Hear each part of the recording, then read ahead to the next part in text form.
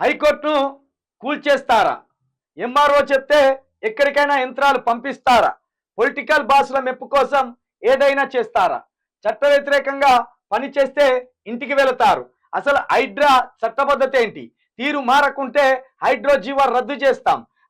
High court తీర్పులున్న శని ఆదివారాల్లోనే కూల్చివేతల నిర్మాణాలను కూల్చడానికి ఉన్న అర్హత ఏంటి? పత్రికలు చెప్పినట్ట చట్టాన్ని ఫాలో అవుతారా? హైదరాబాద్ను రాత్రికి రాత్రే మార్చేయగలరా? 48 గంటల్లో ఖాళీ చేయాలని చెప్పి 45 గంటల్లోనే ఎలా కూలుస్తారు? చనిపోయే ముందు చివరి కోరిక అడుగుతారు కదా. హైడ్రా కమిషనర్ రంగనాథ్ పై హైకోర్టు తీవ్ర ఆగ్రహం. కూల్చివేతలపై మండిపడిన న్యాయమూర్తి ప్రజలను భయాందోళనకు గురి చేస్తున్నారా? Mister Ranganath, rule of law follow కావాల్సిందే, లేకుంటే చెర్లపల్లికో చెంచల్గూడకో పంపించాల్సి ఉంటది. తహసీల్దార్ హైడ్రా కమిషనర్ కు చివాట్లు. బ్రేక్ఫాస్ట్ కూడా చేయకుండా వెళ్లి కూర్చడం ఎందుకు? హైదరాబాద్ చెరువులకు FTL ఫిక్స్ చేశారా? FTL లేకుండా ఎలా కూల్చేస్తారు? సమాధానం చెప్పలేక నీళ్లు నమిలిన అధికారులు. నేడు జీవో 99 రద్దుపై విచారణ. శాసన వ్యవస్థ, కార్యనిర్వాహక వ్యవస్థ విఫలమైనప్పుడు న్యాయ వ్యవస్థ వైపే అందరూ ఆశగా చూస్తుంటారు. తమకు న్యాయం జరుగుతుందన్న నమ్మకంతో ఉంటారు. తాజాగా హైకోర్టు వ్యాఖ్యలు వారి విశ్వాసానికి నిదర్శనంగా నిలిచాయి. హైడ్రా కూల్చివేతలతో సర్వత్రా ఆందోళనలు నెలకొన్న నేపథ్యంలో న్యాయ వ్యవస్థ చేసిన వ్యాఖ్యలు సంచలనంగా మారాయి. హైకోర్టు పెట్టిన చివాట్లతో హైడ్రా కమిషనర్ రంగనాథ్ సమాధానం చెప్పలేని పరిస్థితి నెలకొంది. అడిగిన దానికే సమాధానం చెప్పాలంటూ దాటవేయొద్దంటూ హెచ్చరించింది. చట్టాన్ని ఉల్లంఘించి కూల్చివేతలు చేస్తున్నారంటూ మండిపడ్డది.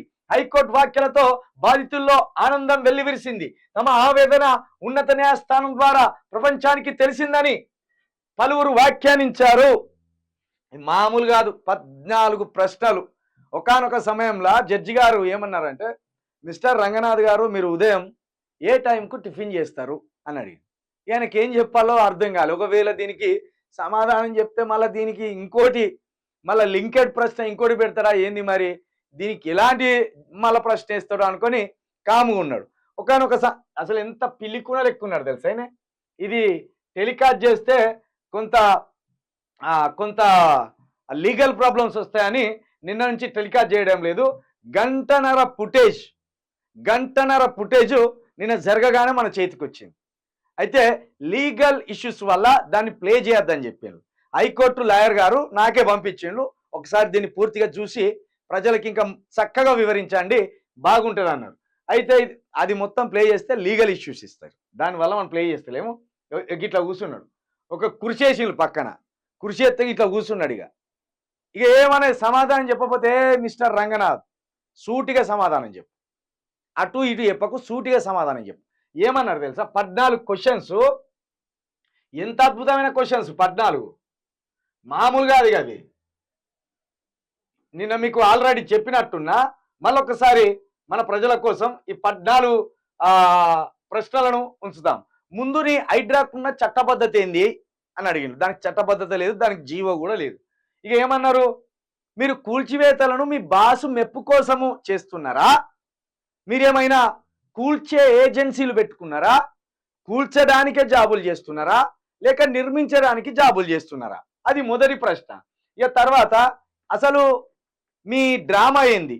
శని ఆదివారాలు, అది కూడా సూర్యాస్తమయం కాగానే బుల్డోజర్లు ఎందుకు పోతున్నాయి? అది కూడా నోటీసులు శుక్రవారం సాయంత్రం ఇచ్చి శనివారం సాయంత్రం వాళ్ళ ఇళ్ళ మీద పడతాను. నోటీసులు ఇచ్చినాక 5-6 నెలలకు వాళ్ళకు రిప్లై ఇచ్చేదాకా ఆగుతలేరు.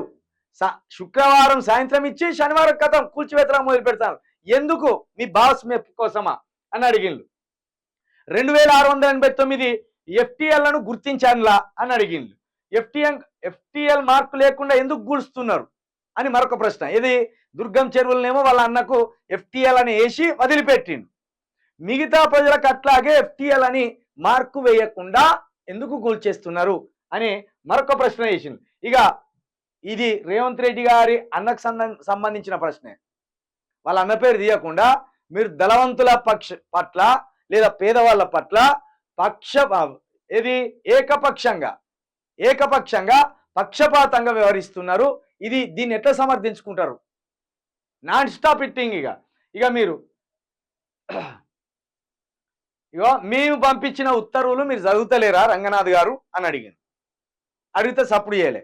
ఒకవేళ మీకు చదవడం చేత కాకపోతే మీకు చెర్లపల్లి జైలు కావాలా, చెంచల్గూడ జైల్లో కావాలా, అక్కడ ఉండి నెమ్మదిగా మళ్ళీ ఒక కాపీ పంపిస్తాం, చదువుకోండి అన్నాడు. స్మార్ట్ వార్నింగ్ అన్నట్టుగా, చాలా స్మార్ట్ వార్నింగ్. క్లాస్గా మాస్ ఊరగొట్టుడు కొట్టింది. ఎవరైనా చూస్తే అడిగేది స్మార్ట్గానే కనబడుతుంది. మనం ఏమంటాం, నిన్ను చీరెత్తాం. ఇప్పుడు మన రేవంత్ రెడ్డి గారు ఎట్లా అంటారు, పాతి పెడతాం, చీరెత్తాం, పొడతాం అంటారు. వాళ్ళు అట్లా అనలే, చెంచలు కూడా జైలు కావాలా, చెర్లపల్లి జైలు కావాలా, కోరుకో, నీ ఇష్టమే అట్లా అన్నారు. ఇక మరణ శిక్ష వేసే వ్యక్తిని కూడా చివరి కోరిక అడుగుతాం. ఇది సహజ న్యాయ సూత్రం, మీకు తెలియదా? మీరు ఎందుకు బాధితులను అట్లా హింస పెడుతున్నారు అన్నారు. ఇక ఆర్టికల్ 21 ప్రత్యేకంగా ప్రస్తావించారు జడ్జి గారు. ఆర్టికల్ 21 ప్రకారం పౌరునికి రాజ్యాంగ హక్కులు, జీవించే హక్కు, వ్యక్తిగత స్వేచ్ఛ ఉంటుందని మీకు తెలియదా? అంటే ఎంత సిగ్గుపోయే విషయం అంటే ఇది.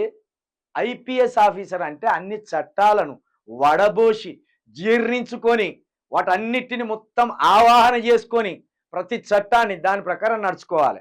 మరి ఈ చట్టం చదవనట్టున్నారు రంగనాథ్ గారు. 21 ఆర్టికల్ చట్టం చదవనట్టున్నారు. ప్రతి వ్యక్తికి, భారతదేశంలో పుట్టిన ప్రతి వ్యక్తికి జీవించే హక్కు